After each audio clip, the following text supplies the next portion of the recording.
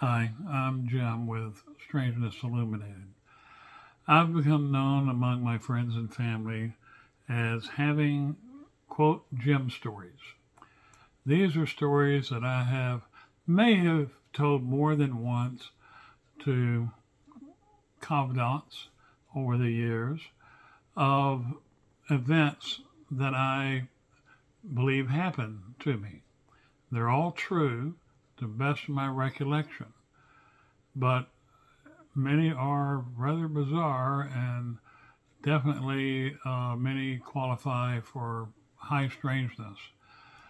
I don't know how many of them will illuminate you, but I can tell you they are somewhat strange when you really look at them.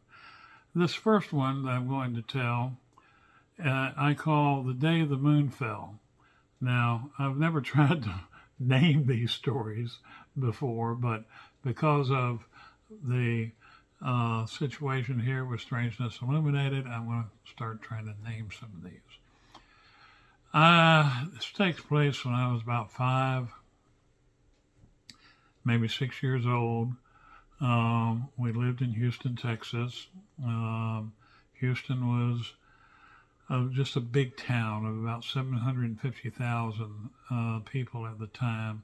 It was not the big 8.6 million people metroplex it is today.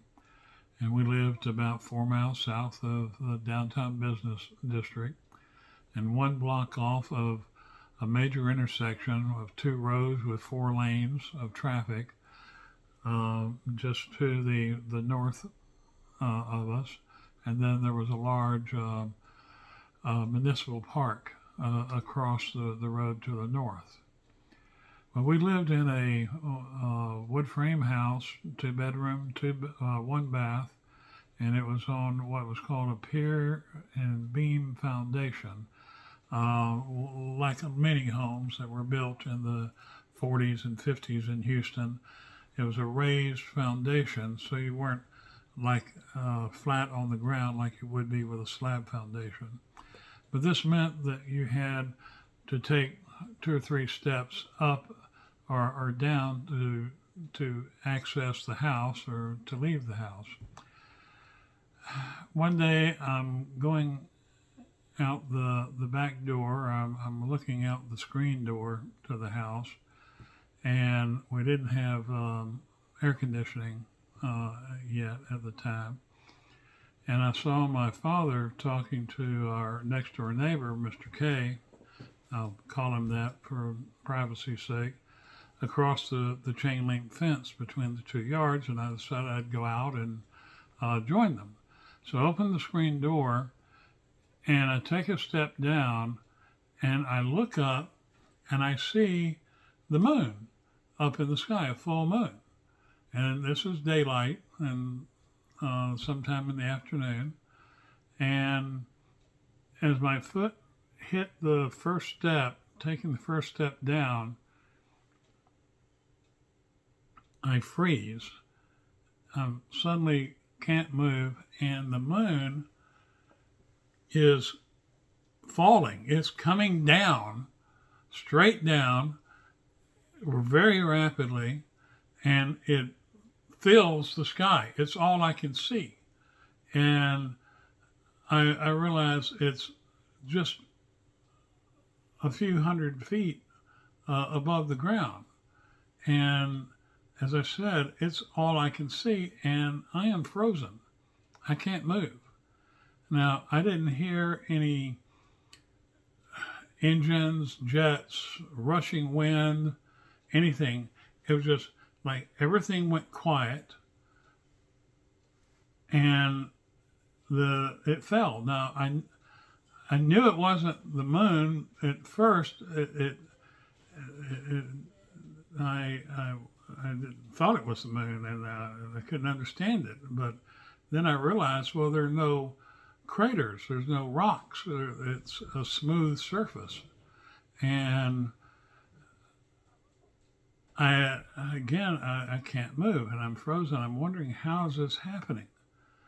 Now, I don't know how long I stayed in that frozen condition, whether it was 10 seconds or 10 minutes or whatever. But suddenly I could move and it went back up in the sky. And I looked down at my father and Mr. K, and they're still at the fence. And I'm wondering why they're not looking up at this. And I run out to the yard and to where they are, and I'm saying, the moon fell, the moon fell. And I had a pretty bad speech impediment at the time as a child. And my father and Mr. K were having a little difficulty understanding what I was saying. Finally, they understood I was talking about the moon, and my father looks up and said, yep, moon's up means the deer's up, which is an old hunter saying that means that the deer are up walking around, so they're easier to find and easier to hunt. So it's a good time to go hunting. Not what I meant. And I couldn't get my father or Mr. K to understand, so I went back into the house and tried to find my mother. And I really don't think, I don't remember having any success with her believing what I just saw. Now, having a moment and starting to think about it, and even now, first of all, this was a physical event for me. This was, I don't believe it was any hallucination. And of course, why would a 6-year-old hallucinate about a giant spaceship or have a vision of such? And I'm thinking, how could they come down in a town as big as Houston and not everybody see them?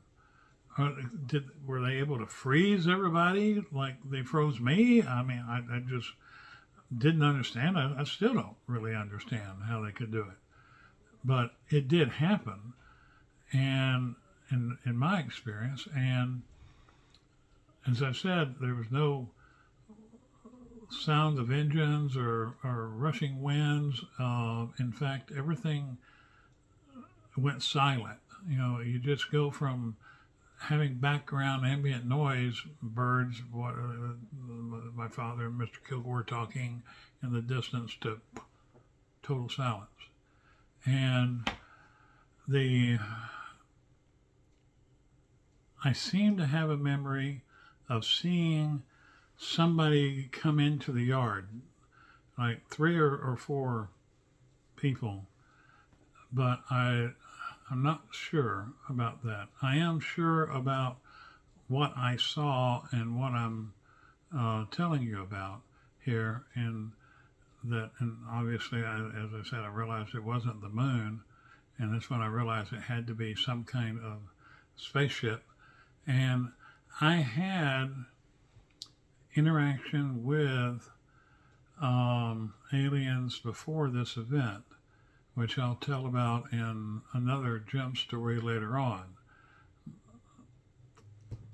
Any comments?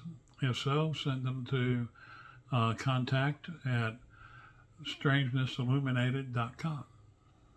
Thank you for listening.